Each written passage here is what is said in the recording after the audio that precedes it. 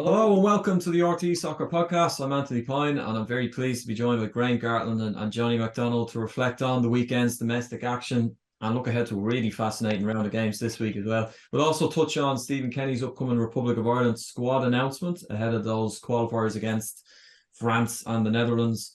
And we're going to have a chat about Vera Pauw's managerial status. Her reign as Ireland women's manager could be about to come to an end. But first, Graham, we'll start with Shamrock Rovers. I know you're at that game on Friday night. 1-0 win over Dundalk, keeps them 4 points clear. St. Pat's, not a vintage performance, I guess, but does it matter at this stage? Is it just about keeping their noses in front? What sort of shape do you think they're in coming into the home? It's a little bit of both. I like both things can be right.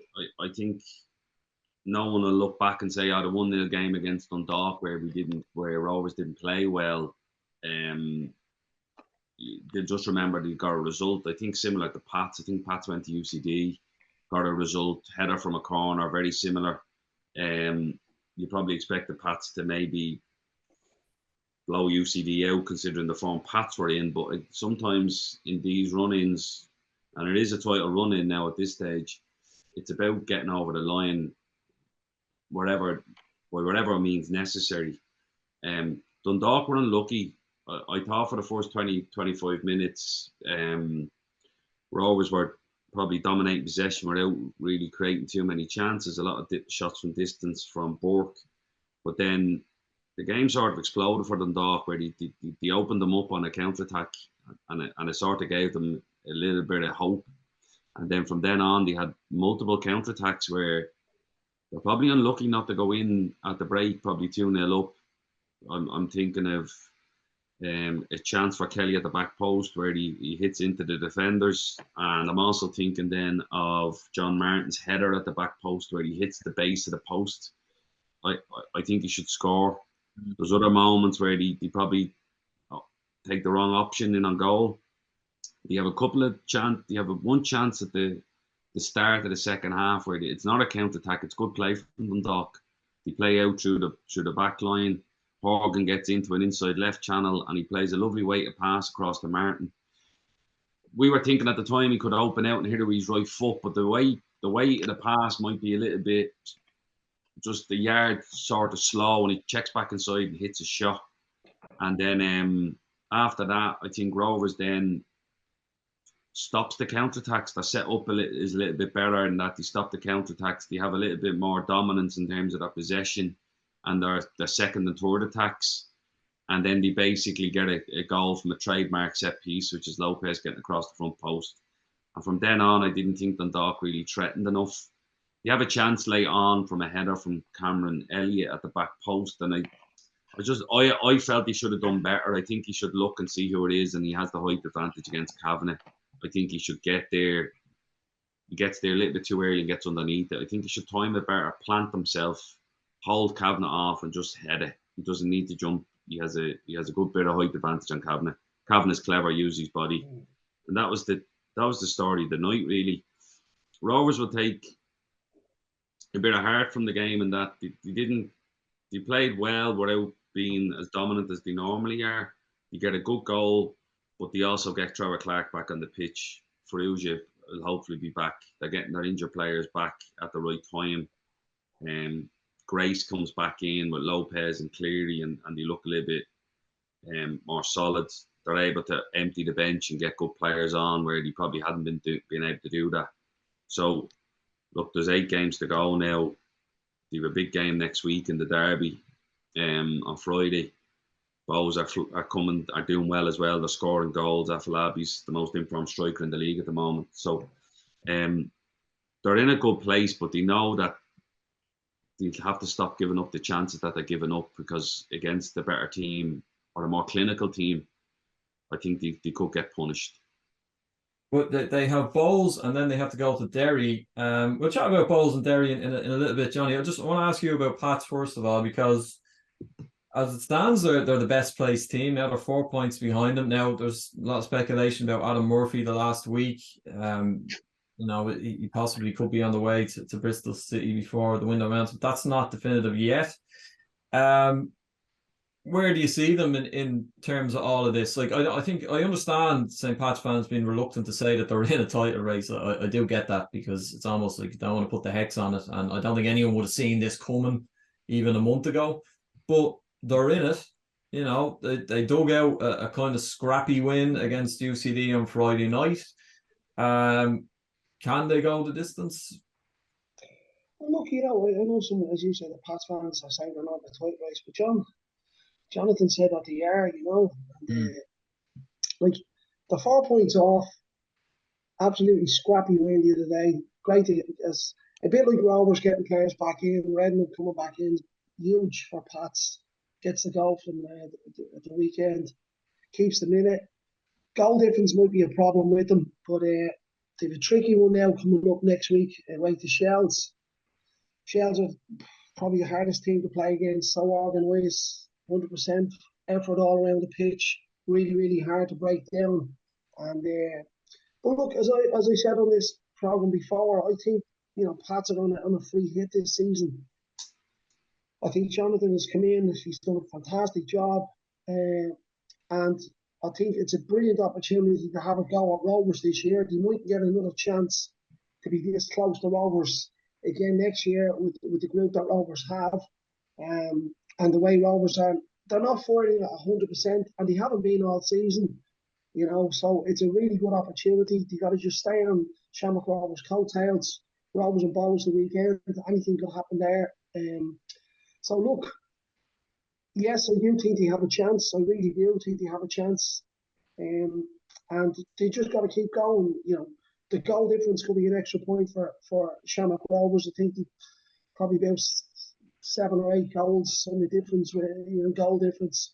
Derry have a back. Derry's game in hand is against UCD, so they should pick up the points there. So that should bring Derry up, level if things are going right. So Bows are hanging in with 47. If Bows get the win the weekend, look, it's been brilliant. With 8 games to go, as Graham says, the top 4 have a huge influence on it, and they're just waiting for Shamrock Rovers to slip up. And it's only one game, Anthony. It's not like it's 2 or 3, but it's only one game. And as I said, Pats away to Shells the weekend, Rovers and Bows. I'm doing a bit at the Derry and Dundalk match the weekend myself, and Dundalk and Derry. So there's a lot going to give the weekend. So it's really exciting. But I do think Pats have a good chance, absolutely. And still in the cup as well, John. From a coach's point of view or a manager's point of view, to go into training every day and to be still in them competitions, it's brilliant, because lads are coming in, they're fighting for their places. The standard of training, the levels in training are huge, they're high. There's no slack in training, because, as you say, cup matches, going for league, going for European spots. So, and that's the way it should be. And it's brilliant from a manager's point of view, that it gives you the options of who to pick, who not to pick. Is your squad big enough? Can you rotate it round? But fellas knocking at your door asking why they're not playing, and everyone's giving 100%. And some people might look at it, the cup as a distraction. It's not. It's you're in all competitions to win them and to go as far as you can. And I would it'd be brilliant to be involved, to be still in the cups and still in the league and fight for Europe as well. It was a great game at Stadium Mount, Graham. Bows and Derry 2-2. It's probably, it's the draw that Shamrock Rovers probably wanted that result more than anyone else. But still keeps them both in it. Just a word on Derry. Like, they've had a really challenging week between Europe Cup, 2 penalty shootouts, defeats in a row. Then you have to go to Dalymount. I think next they have Dundalk away. So they're coming through it. Like they could have won that game at Bows. They could have lost it as well. Very good game. Are they the biggest threat to Shamrock Rovers? No disrespect at all to St. Pat's, because they are in it, and it is the minute of 3, certainly 3-4 horse race. But are Derry best equipped to push them right to the edge here? I probably feel they are. I think where they're a little bit ahead of Pats would be their experience of their attacking players, McElhenney, Duffy, McMullen that they brought in from Dundee, had a good season in the championship with them, winning it last year. I still think they're lacking a striker. So that's a little bit contradictory at times. But Conor Carty's a young lad for St. Pat's, a young striker. He's doing really well. Lonergan's coming in. He had a really good season at UCD. Again, still under 20. Mason Mealy comes off the bench at 15.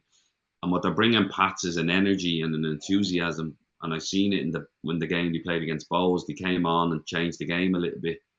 And just by their energy and enthusiasm, where what they have is a little bit of experience in these players that have won leagues at different clubs, and they're coming down the stretch, and you can see that with Duffy. The Brody bought in Danny Mullen has had a decent career in Scotland as well, and you're hoping that he can score goals. I think he can. You've seen that with the chances he had against Bowes the other night. He scores one, but he has one just by the post as well. So they're hoping he can get going. That's the little bit of maybe it's a catch-22 at times where they have a bit more experience, but they haven't won the league as a group themselves. Pats have a little bit of youth on the side where they're probably just playing off enthusiasm and energy and thinking this is great as well. I've been really impressed with John Daly since he's come in. I think he's been excellent. He's relaxed in what he's trying to do. He's trying to go and win games, which is brilliant. He's not just happy to see out draws and stuff. He's firmly believed they're in a title race. But Derry's mental strength to go to Bowes and they go 1-0 down after 15 minutes. There's a delay over the floodlights. Everything that can go wrong for them in the last 2 weeks has gone wrong for them. Then they come back and they're 2-1 up by half time. It's a really poor decision from Diallo to make the tackle, and it gives them the penalty. They're unlucky then to not go maybe 3-2 up with the chances that they have late on. But Bowes are fighting as well, and Bowes are a threat now in terms of going forward. Like, I think James Clark has been brilliant for them since he's come in. I touched on it in doing the game 2 weeks ago. He got man of the match in Inchicore. And we were saying how I think Afolabi has benefited from playing room as well, because you see the first goal, Afolabi drops in and Clark is willing to run beyond them, and nobody probably really done that at the start of the season. Ali Coote was really good for Bowes, but he's not the type that wants to run beyond people. He wants to come and play all the time and drop into inside left and inside right channels, where Clark, who probably isn't the quickest neither, will run beyond, and he done that and scored. And you can see that with him, that I think Afolabi enjoys playing with him because he's in contact with him constantly. But from Derry's point of view, they've got to go away to Dundalk next week. I thought Dundalk played well again on Tallaght. They were decent enough on the counter-attack, and they look a threat now with Horgan in the team. But if Derry want to go and have really title ambitions, they have to go and beat Dundalk next week and lay down a marker and say, look, win their game in hand. Then all of a sudden that they have Rovers in 2 weeks as well, and they need to go and beat them as well. I do think the likes of Pats and Derry, if they are going to wrestle this title away from Rovers, they need to beat them in the games that they have against them. That's the big thing. If you are going to be a title challenger, you need to go and take it from somebody that already has it. And if they are going to take a title away, you need to beat Rovers, either one of them, to really go and take the title away from Shamrock Rovers. Brian, just on that, Anthony, can you hear me there? Yeah. Yeah, I'm just saying, with Derry going 2-1 up against Bowes, like sometimes that's just the difference of hanging on, Graham. Yeah. And they're the matches. Like you spoke about Rovers earlier on about Dundalk could have been Rovers hung on. They managed the game out. They got the 3 points, and the difference coming away from Dalymount with 3 points would give everyone a huge lift for Derry. Whereas you come away with just a 1 point, whereas you've a brilliant chance of coming away with the 3 points. And I think mentally, as Anthony, as you said, losing the matches in Europe, penalty shootouts against Pats in the Cup.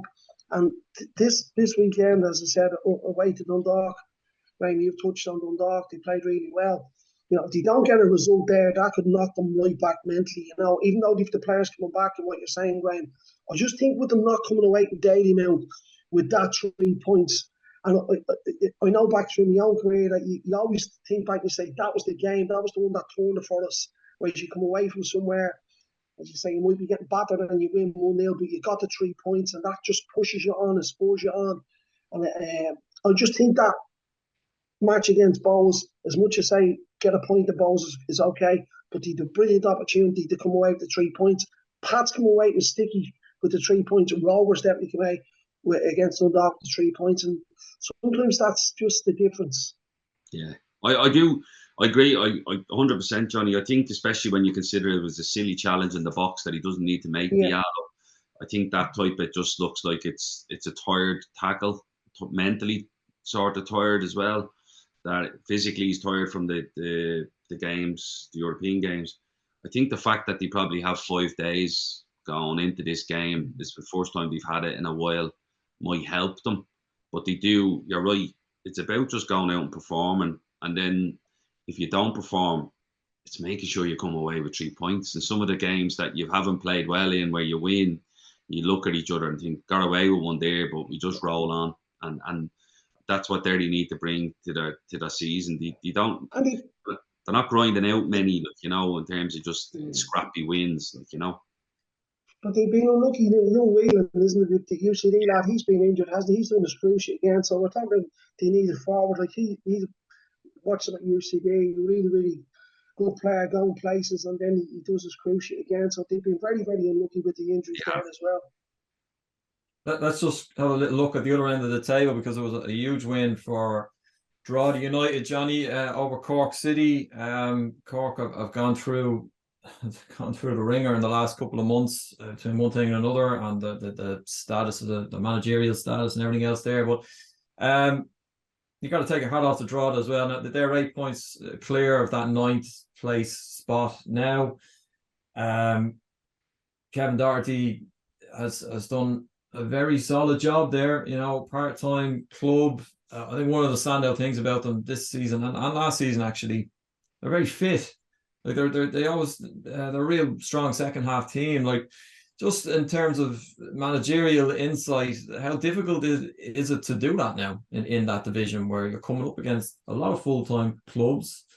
They're never found wanting in that regard. How tough is just that aspect of it alone? Well, you know, I'm sure at the start of the season, when Kevin looks at his budget and the players that he has, you know, from a coach and a manager's point of view, you go, well, the first thing we need to do is be as fit as every team in the league. And, you know, that's something that you don't need money to do, Anthony. You can work on your players, you can get them fit, mentally fit, get them prepared. They know what's coming down the line. If we're going to get out now of every game, we need to be 100%. A bit like Shelbourne over the last year or two. You know, Duffer's done the same there. He's got them fit, he's moving around, he's getting players in. But from Drogheda's point of view, yeah, that would be my starting point with them. This is it, lads. We've got to be 100% every week. Everyone needs to be at it. You know, fitness levels, as I said, doesn't cost any money to get you fit. And, you know, and from Kevin's point of view and Dara's point of view, what they've done, yeah, as you say, with the lads part-time, they're probably there as part-time, but mentally they're probably full-time. They're probably doing their own stuff, you know, in groups, away from their training sessions. You know, Kevin had the opportunity to go to Cork. He's, you know, Kevin's been around the game a fair bit. He served his time under different managers, and he knows his way around the block. And they're comfortable at the moment. You know, he's done the same last year. And again, you know, you look at them, if they could get a bit of finance in, and maybe that's what he said on board. Maybe the club said, look, for next season we'll get your money, and he'll only need 2 or 3 players to be up there where Shells and Dundalk are. And yeah, they've done a fantastic job. But as you say, ask me the question. Yeah, get them fit, keep them at it, and that's what they bought into. They haven't tried to, you know, be nice and play it out, play it through the towards, be lovely and keep possession and all that. No, they just keep working. They never give up on anything. The game is never over. They chase every ball. They're looking for every point in the season. And you know, I wrote down beside them here that they're safe. They should be safe at this stage. You know, they've UCD this weekend. They could just put the nail in the coffin this weekend, and that's it. You know, if you get the 3 points at UCD, I think they're all right. Cork play Sligo as well, so that, you know, that'd be a huge game. But well done, Kevin, and well done, Drogheda. They're not over the line, but I think they're very, very close to it. And they can play a bit as well, Graham. I mean, they did go to Shamrock Rovers and had a brilliant win in Tala. It's, you know, they're obviously well organised and fit and dog and all the rest, but they've got some nice footballers, don't they? I think they mixed the game up well. I think that's the thing is they scored one of the best team goals you see in Tala.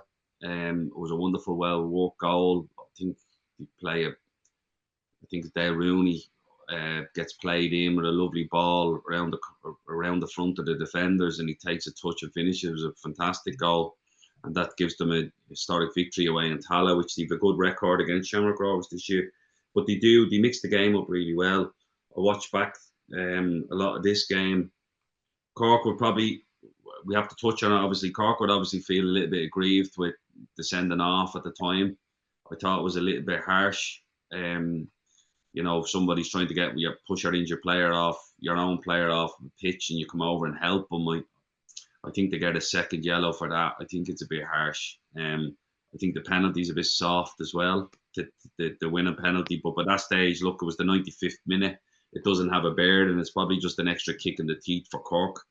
But Kevin's done an unbelievable job at Drogheda. They have a tight squad. They work off small numbers, which helps with their fitness because they're constantly playing. And they have a lot of games in them. He's brought in some young lads. They've also lost massive Draper up front, which they lost halfway through the season. And they lost the centre-back who went to Norwich, who's been fantastic as well. So it's not like they've kept this, well, we've had a top striker they've lost him as well, and they're still managing to, and that's a massive win. I think they probably would have targeted this Cork game, this Cork and UCD game, and says we take 6 points from the next two games and we're done here. But they also, like you said, they also have the cup still to play for. They've got Bows at home.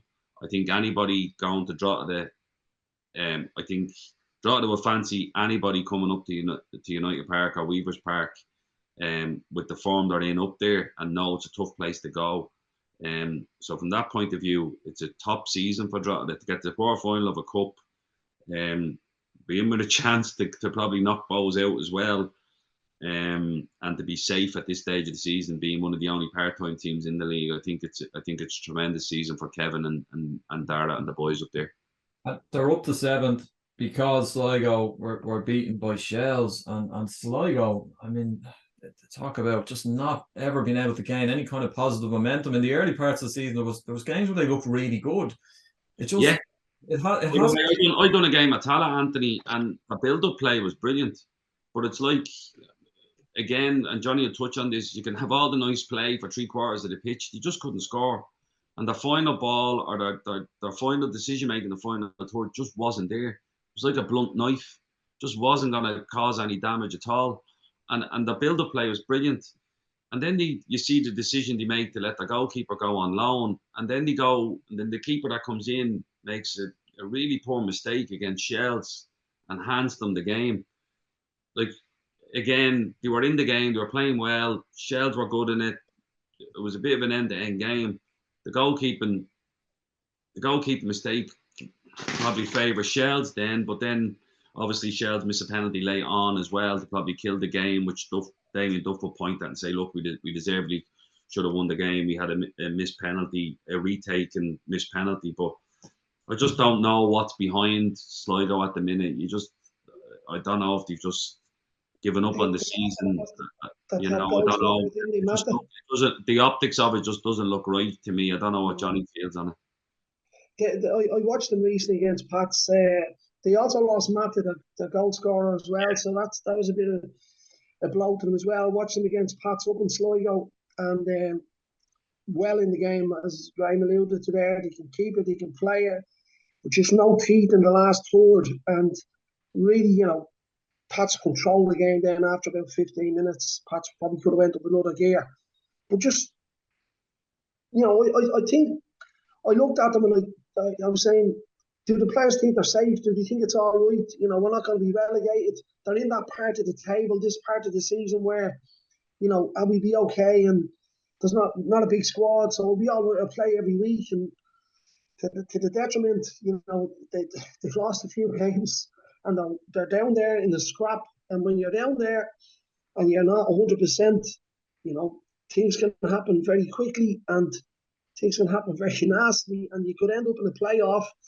As I said, in the playoffs, Waterford would probably be in the playoff in the first division, and they're strong. And I wouldn't fancy playing Waterford if it was down that end of the table. But it's been a disastrous season for Sligo, if you ask me. It really has. They should be up ahead of Drogheda. They should be up ahead probably with Shells and Dundalk, chasing the top four in behind Bows. So It's been a poor season. They need to just pull the wagons, circle the wagons. They need to make sure they stay up. They need to reassess the season, have a look at what happened, get a bit of feedback, and see how they can improve, what players they can bring in. Because, it can't go on in the next season like this. The crowds won't come in. When they're doing well up in Sligo, the crowds are 100% behind them. The place is great. The stadium is great. And they just need to make sure that they're okay, pick up a couple of wins and stay in the division. But it hasn't been a good season whatsoever. Probably take a leaf out of Drogheda's book and become a little bit more hard, a little bit more difficult to play against. Mix the game up a little bit more, be a little bit more together, get a better shape about them at times. But fight. Johnny touched on it with Drogheda, that you fight and scrap and battle for everything, and it's never an easy game against them. So sometimes you watch Sligo and teams are just seeing out the games willy-nilly against them, or they don't, like Johnny said, Pats don't even have to break a sweat to finish the game off against them. And that's the thing, is that togetherness and want to, look, we're going to make this difficult because we don't want just coming down here or we play each other 4 times. So if this game's going to be tough, it's going to be tough the next one as well. We're coming again. We're not going away. It's the same. Drogheda have that thing where you see Drogheda and you roll your eyes. Here we go. This is going to be a battle. You're not getting that out of Sligo, where, considering where they are in the league, it's probably a must. Yeah, we all want to. I agree. They play some lovely football. But they're very easy to play against as well. And I don't think the two of them are mutually exclusive. I think you can play good football and be tough to play against. And I think at the moment they're not either. And we know they can play. There's absolutely no doubt they can play. But sometimes, if you're good at that, that's fine. But you need to work at what you're not good at. Maybe that's the feminine side of it. I see lots of teams now playing out the back, getting around, playing and making mistakes. Sometimes you just got to eradicate that. You look at the top teams in England. Liverpool don't play a lot from the back. Sometimes they go direct. Man City will go direct. Sometimes they get a wide, nice and early. So it's not all about there's this thing that we have to get it down and play it in the keeper or play it out through the towards and all that. Sometimes you just take the game as what it is. And I'm looking at teams now and going, are they working enough on the defensive side of the game? Even the top teams that you're saying, yeah, we know we can play, but let's be strong on the defensive side of the game and make sure that we're 100% in all parts of facets of our play. And sometimes with the lesser teams, they feel they have to play. And I don't think they should. I think they feel they should have to defend. You start the game with a point, and sometimes you got to say, we got to scrap away and make sure we get the point over. And if you defend well, and you can get a goal from a set piece or something like that, then it builds the confidence. But I just feel sometimes the teams don't work on the defensive side. I think, and that's where I think Shells have excelled in the last 2 seasons. They've conceded the least amount of goals. Yeah. Defensively, their setup as organisation is fantastic. They don't give up chances. Struggle sometimes at set pieces, which would frustrate, I know, Joey O'Brien in particular, considering he worked under Sam Allardyce. They probably, on the flip side of it, they don't get enough credit for how they play because they're defensively so good that people think, they're a defensive team. I don't think the two of them are mutually exclusive. I say this all the time when we speak about even the Irish national side. But we're playing more expansive football. Doesn't mean you can't defend. Man City have the best defensive record in the Premier League. They score the most goals as well. The top teams will do both. So me mentioning, I know Damien can get a little bit like, oh well, you said we were a defensive team. I'm not. I think they have the best defensive setup in the league. They play good football as well on top of that.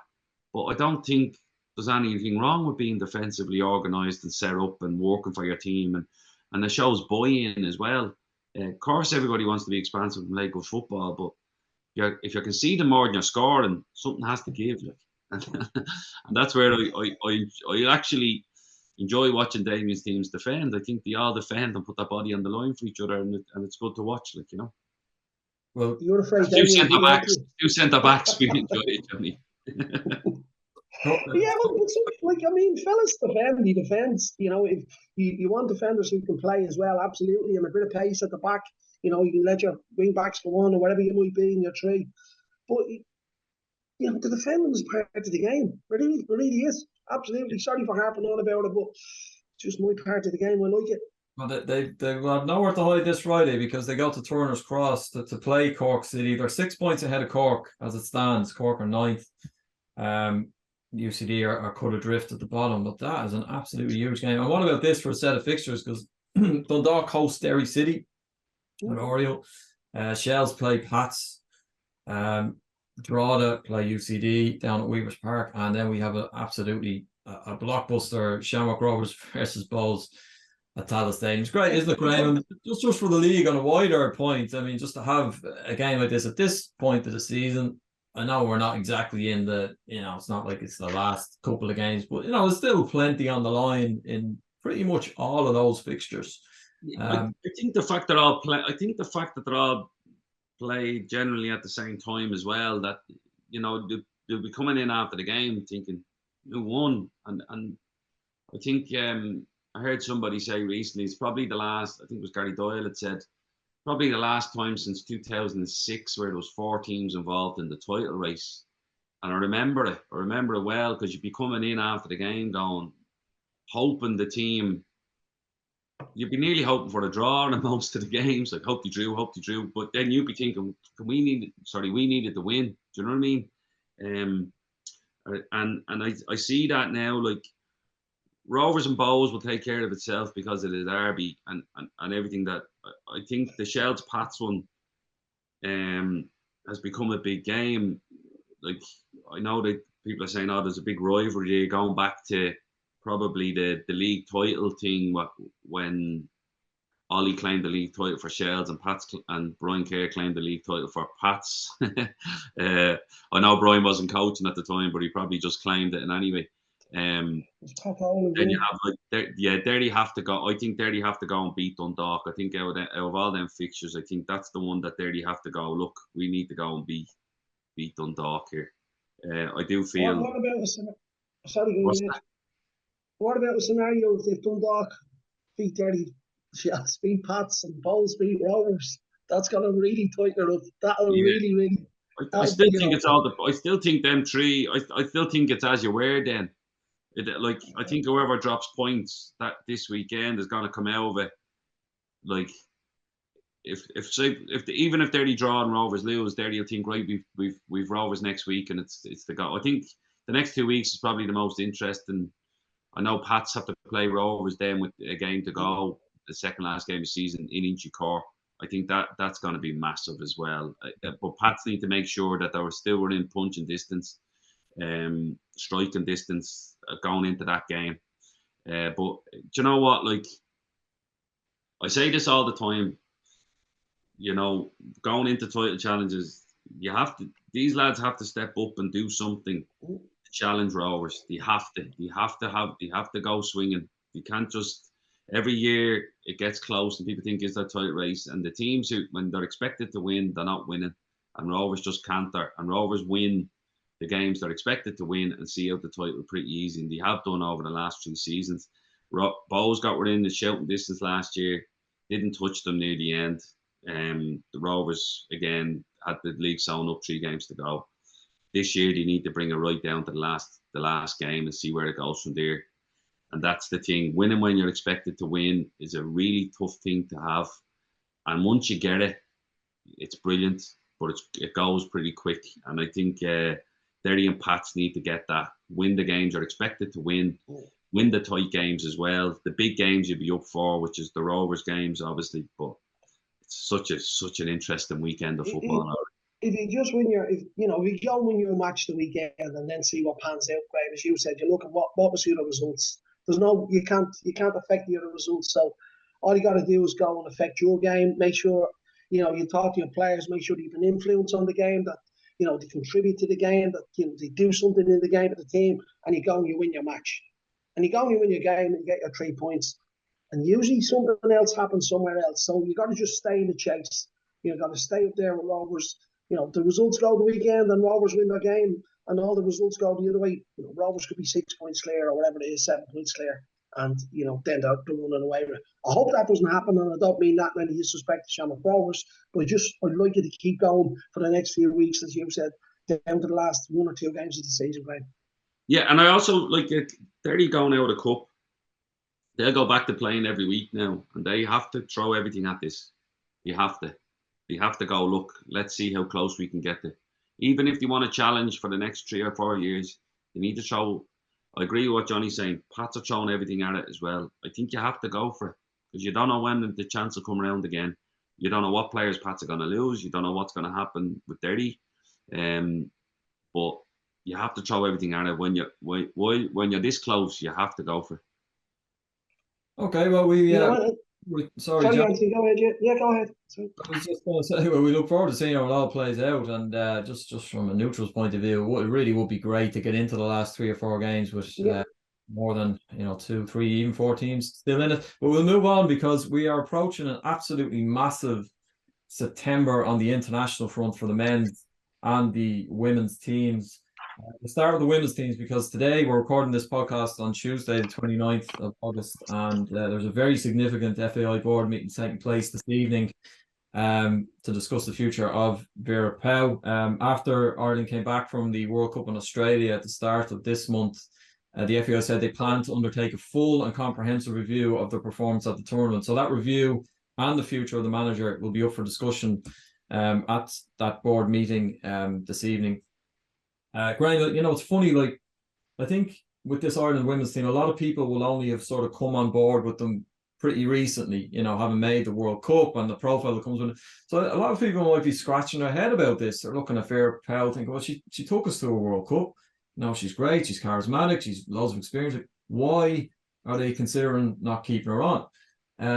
But there's probably other factors at play here, is there? And like, Johnny's worked for an organisation, and we've all worked for football clubs at different points as either coaches or players and stuff. I think with the way the FAI is trying to go is that they're trying to bring in people that will work within their structure or framework of what they see is going forward. I think the impression you get from the FAI is that they're looking for somebody that will work within their framework of what's expected of the coach. This is what we see. We'd like these things implemented into our squad. And I think you get the impression of Vera that it's her way, and this is the way she wants to do it. A small example of that would be a strength and conditioning coach, for example, or she doesn't believe in them. I don't think her husband believes in them, and she's implemented that onto so it would be the only team involved underneath the FAI's umbrella that wouldn't have a strength and conditioning coach. Now, that's just an example of one thing. So Johnny would understand that, and he's wearing his Pharaoh jersey there. It's my new Pharaoh, and it's the updated one. I got it in the post last week. Sorry, Gwen. There you go. So he keeps sending them gear, but you have to work under their framework, because it's their organisation and it's their country, and this is the way you work. And I think with the way the FAI are trying to go is that they bring in people that, look, we brought you in because we value you and we really appreciate what you do, and we'd like you to do what you do with us, but this is the framework and the structure that you're going to work under. And I just get the impression with Vera, it's generally her way and what she wants to do and how she does it. And I think that's the impression you get off the FAI is like, look, it's brilliant that you've taken us this far, and it's great, and what she's achieved is fantastic, and full credit to her to get Ireland to a World Cup, considering, again, these women had to go on strike 10 years ago nearly to get tracksuits and to get all the right stuff. So the growth of the women's game in this country is going through the roof at the minute, and she's been a massive part of that. But I do feel that maybe the FAI are looking to bring her on another level, that everything has to be done under their umbrella and under what they see is the right way of doing it. And that's the feeling I get out of it looking in on it. But there was also, Johnny, a fairly public sort of argument or row with the captain, Katie McCabe, on the pitch in the Nigeria game. Like, I mean, it as a manager, if you're in a position where, if there's tension between you and your captain, or tension between you and your senior players, is there any way back? Can you work through that? Can everybody be professional and get on with it? Or is that sort of a red flag that's difficult to come through?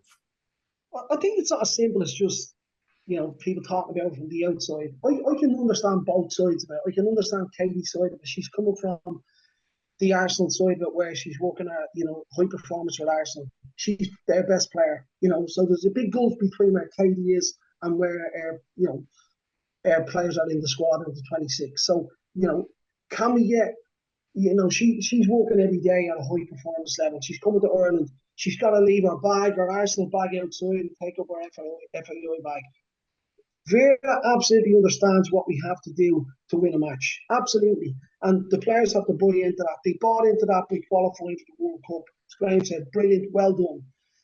So if she knows that if she plays open, expansive football, we could lose. Katie might say, but we might do better. We might, get goals. It might help us along the way. I know you agree with, with both sides.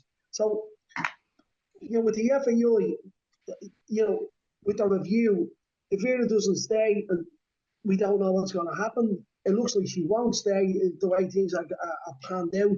But have they got a 5-year plan? I've spoke about this, or a 3-year plan. And watch the Pharaohs actually playing the under 16 girls the other day.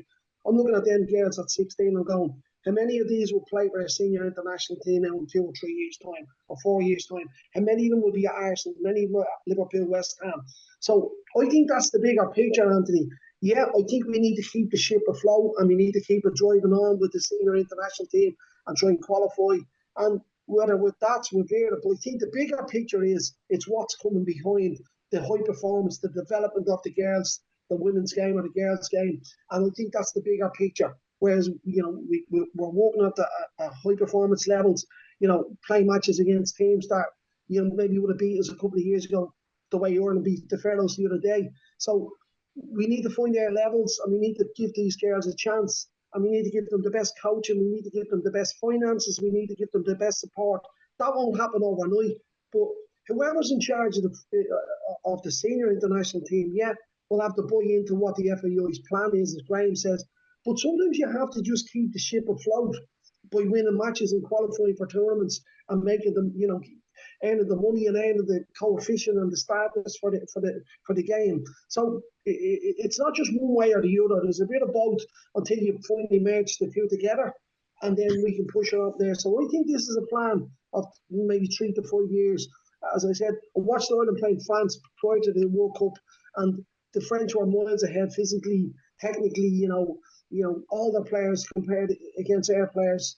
I thought, that's my opinion. So I'm saying in 3 to 5 years, can we be at that level in the top 5 in the world, in the top 6 in the world? It's a big ask, but you have to have a plan. So let's not just focus on, is it going to be just the international manager? Who's it going to be? It's about what's coming behind and what the plan is and what our progress is going to be over the next few years.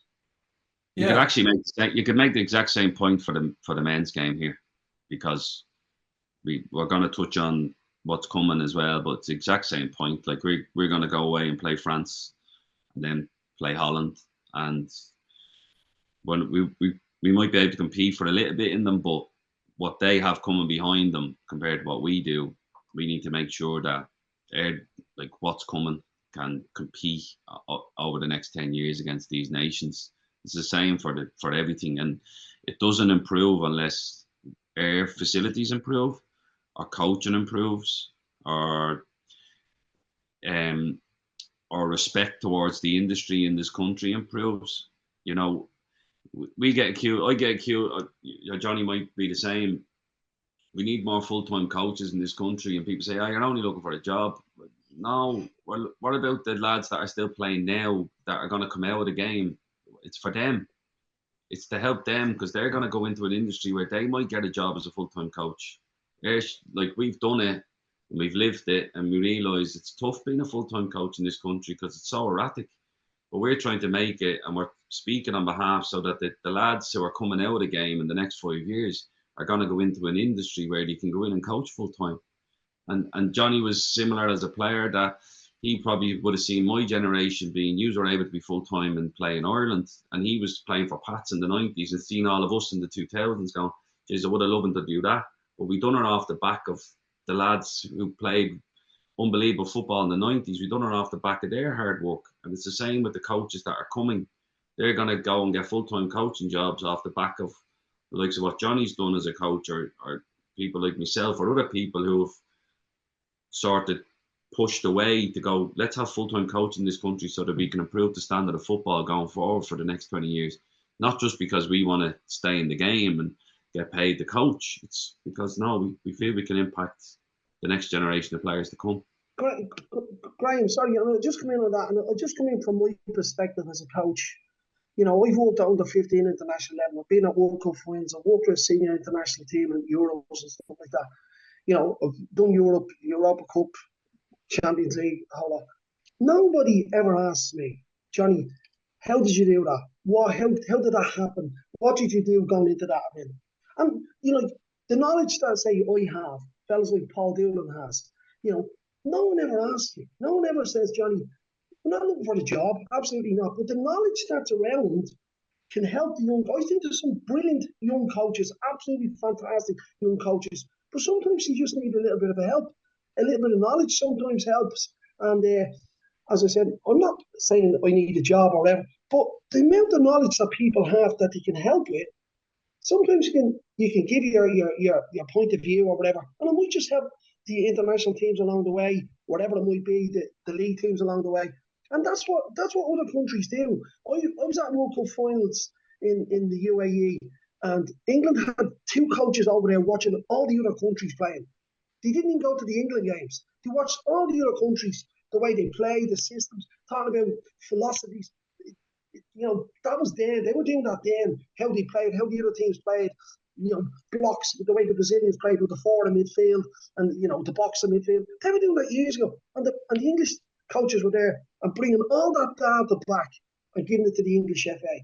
Did it help them? I'm sure it did. But I'm just saying, some people are there and there's knowledge there that can be used. And that's all I'd say, to enhance and help, you know, all the teams, you know, whether it's international teams or European teams, and people are willing to help. So, sorry, that's just my rant about that.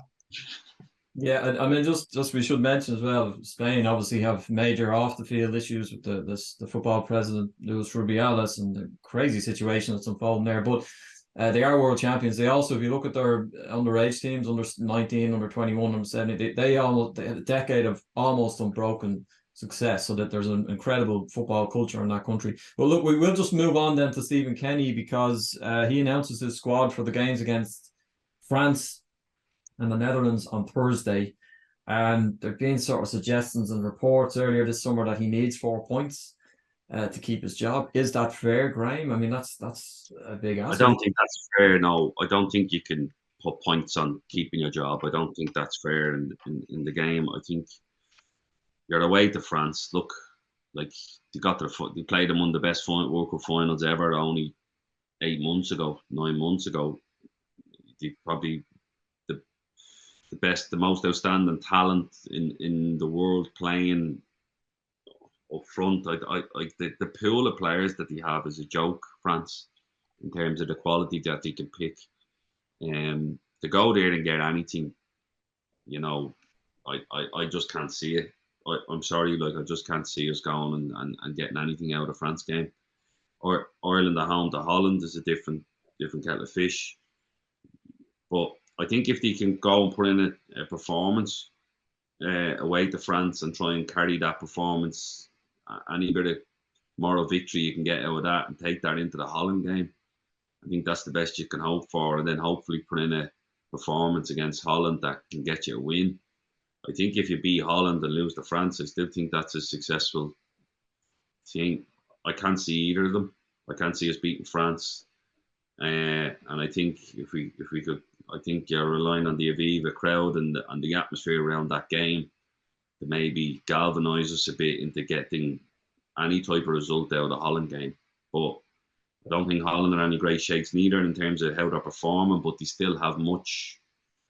I just think they still have a quality of squad that's above ours at the moment, considering where the players are playing and the level they're playing at. So, look, at, you know, France, Holland, you're even looking at it, you have your head in your hands going, oh, here we go. Like, and I mean that from any era. Like, it's not just because of Ireland might be struggling at the moment. I think you played France and Holland back in the 90s, you'd be still thinking that. I think the difference back then was you had top class players in the Ireland squad, the likes of Roy Keane, Robbie Keane, Duff, Jay Given in goal. They were playing at a really high level. I just don't think we have that at the moment with this squad to go up against these two juggernauts of world football. How do you see it, Johnny? Difficult, absolutely difficult. France can turn around and be absolutely magnificent, as Graham said. Holland are trying to bounce back. We don't know what's going on in the background there. They need to get points. You know, they need to do something. We could end up on 3 points after the 2 games. You know, I just think from Stephen's point of view that what he's done in the development of the senior international team by developing the player and giving the players a chance to play, you know, in their development along the way. Some of these players might have never got international caps under other managers. And at this regime, I think what's going to happen is the next manager is going to benefit from what Stephen stuck his neck out to do. I'm not saying we done everything right and 100% proper, but he's given these players the chance to go and play at this level, at international level. And I think the next manager that comes along will benefit from this. I really don't see us getting a lot out of the 2 games. I have to be honest, Anthony, you asked me, and that's no disrespect to the players or the manager. I really don't. And I just think, you know, they've got so much going on. Greece, don't forget, Greece are there. You know, they've 6 points as well. Again, we're looking at our international teams. We look at Ireland. We look at Graham talks about, you know, development and, you know, the way that it's structured here, the business of it. Look at Croatia. We've 5 or 6 million people as well, Anthony. I want to know how they do that. How do they produce these players?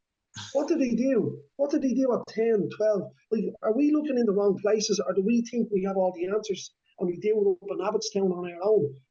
I want to know how Croatia do it. Qualify for semi-finals, finals of Euros, and their underage teams. So sometimes you just got to look outside the box, and you know, I almost to be able to be there competing, and you know, I'm not saying we get a point off and we get a draw here.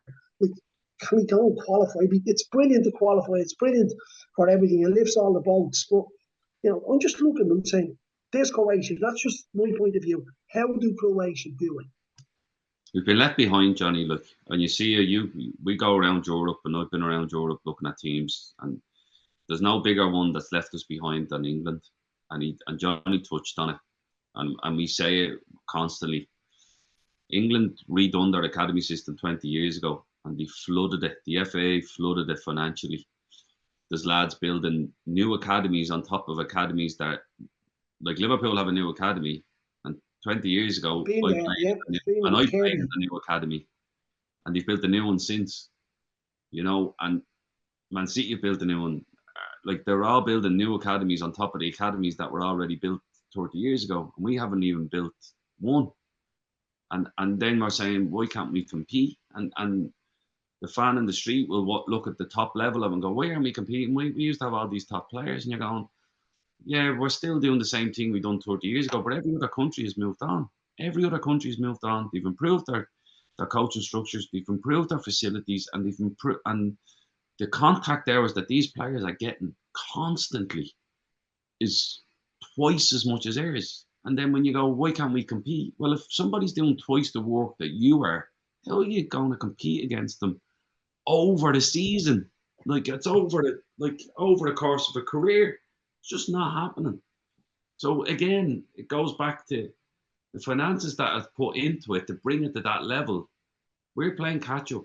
And Johnny was very clever in saying he went and watched all these other nations. England won the under 21s tournament. They've been to the final of a Euros. They've been to a semi-final of a World Cup.